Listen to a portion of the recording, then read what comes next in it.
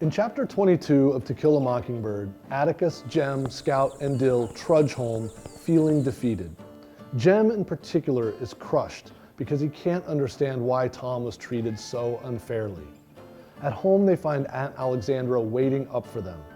Before they go to bed, Jem asks Atticus how the jury could have come to this verdict. Atticus admits he doesn't understand it either. In the morning, life picks up where it left off, except for the bounty of food that covers the kitchen table. Calpurnia tells Atticus she found it on the back steps, gifts from Tom Robinson's supporters. The people's gratitude brings tears to Atticus's eyes. Miss Stephanie, a neighbor, pesters the children with questions about the trial. She doesn't let up until Miss Maudie calls her off and invites the children in for cake.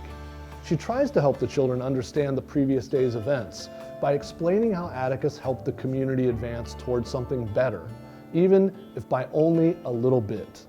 Jem, Scout, and Dill listen, but seem unconvinced as they leave Miss Maudie's house. Miss Rachel catches up to them and tells them danger is coming as she herds them back home. Word has spread that Bob Ewell confronted Atticus at the post office, spitting on him and threatening him. This chapter focuses on what each character got from the trial and how it will change them.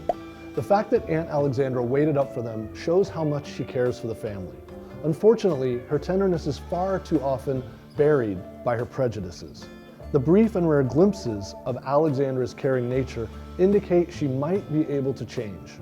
Growing up under Atticus's moral code and rational way of doing things, Jem struggles to understand how the jury could come to such an illogical verdict. The last thing he says to Atticus the night of the verdict is, "How could they do it? How could they?" This is a subtle but powerful indictment of the town and an important moment for Jem, who is halfway between childhood and adulthood. While he has begun to form his own moral code, he's not yet entirely given up the simplicity and innocence of a child's perspective. Atticus's reactions to the verdict are informative. While Aunt Alexandra is angry he let the children see the trial, Atticus stands firm, saying the children must be exposed to the reality of Maycomb.